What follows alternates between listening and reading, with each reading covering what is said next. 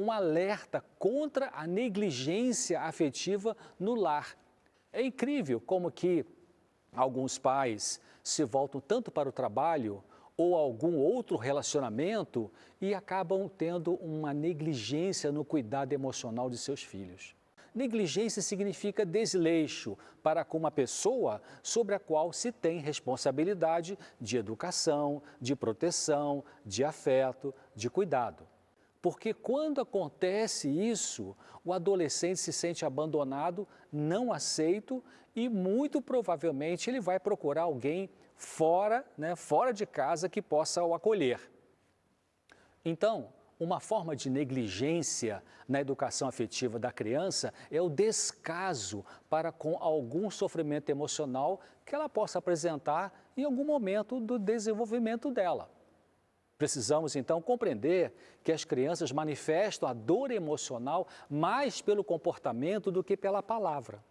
Falta vocabulário. Também acontece isso porque quanto menores as crianças são, menos consciência possuem do que sentem. Elas não sabem nomear isso, mas ele existe.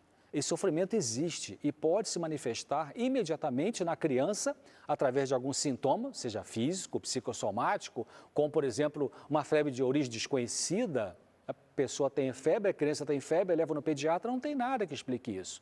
Seja uma regressão, como a criança volta a fazer xixi na cama quando já conseguia controlar, seja uma fobia escolar, seja uma forte rebeldia, um desânimo.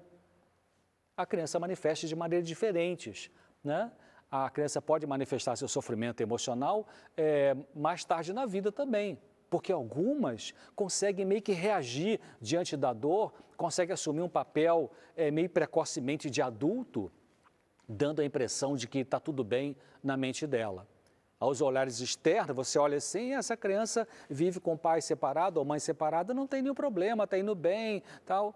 Mas alguns sintomas do sofrimento do passado podem eclodir, ou seja, podem vir à tona anos mais tarde, dentro do casamento ou em outro relacionamento ou situação. E, infelizmente, não é muito comum adultos serem sensíveis diante de sofrimentos psicológicos nas crianças. Em geral, o pensamento que nós adultos temos é: a criança não liga para nada, a criança está só brincando, a criança não está nem aí.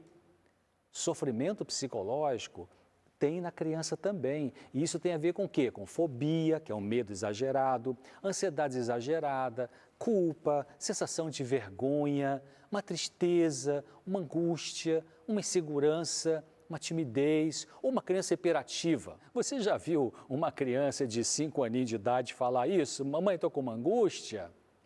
Bom, então já que as crianças elas não manifestam sintomas de sofrimento psicológico como nós adultos fazemos, então nós podemos minimizar, ou seja, nós podemos diminuir, desvalorizar alguma dor emocional que a criança possa apresentar. Seja porque a gente não vai conseguir identificar, você não percebeu, passa batido, como diz o outro, pelo sofrimento do seu filho, da sua filha, ou porque você não é sensível para com as necessidades afetivas mais profundas dessas crianças, embora possamos amar a criança, nosso filho, nossa filha. Ou você pode atuar realmente com negligência.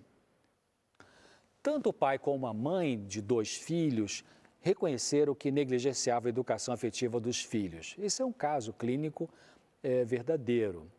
Eles davam a essas crianças presentes, mas não eles mesmos. Falavam nervosamente, quase sempre com impaciência com as crianças. Não tinham tempo para elas, já que ambos trabalhavam fora. Ao serem aconselhados sobre a maneira de educar seus filhos, eles foram confrontados para pensar em algumas coisas. Eles precisavam começar a pensar em coisas como, por exemplo, se eles não tiveram uma vida afetiva agradável na infância deles, que culpa seus filhos têm disso? Se você, pai e mãe, tem filhos pequenos, ou se vai nascer uma criança no seu lar em breve, o que podem fazer para evitar a atitude de negligência na educação de seus filhos e assim ajudar a preservar a saúde mental deles é o quê? Bom, primeiro, lutar contra as consequências negativas do seu próprio comportamento que você trouxe do seu passado para a sua vida adulta. Se você é um pai irritado, ou se você é uma mãe irritada e trouxe essa irritabilidade desde a sua meninice, você tem que controlar isso e não permitir que seus filhos sofram por conta de um descontrole emocional seu. Se você, pai ou mãe, veio do passado com uma atitude melancólica, queixosa, sempre voltando-se para o lado triste das coisas, negativo das coisas, você também precisa lutar contra isso ao lidar com seus filhos. Não chegue à conclusão de que seu jeito de ser disfuncional, desequilibrado, não tem jeito. Se você chegar a essa conclusão e continuar assim, seus filhos vão ficar machucados.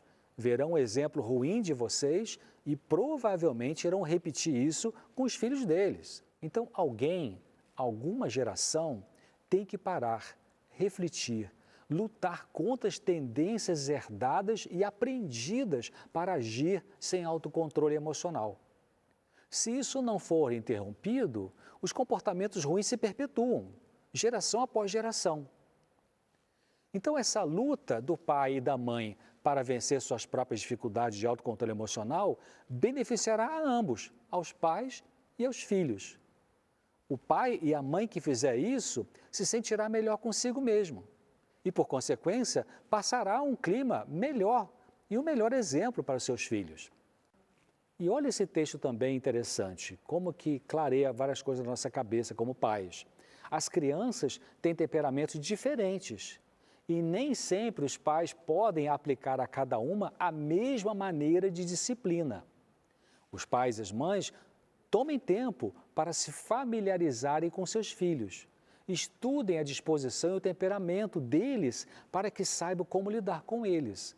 Algumas crianças necessitam mais atenção do que outras crianças.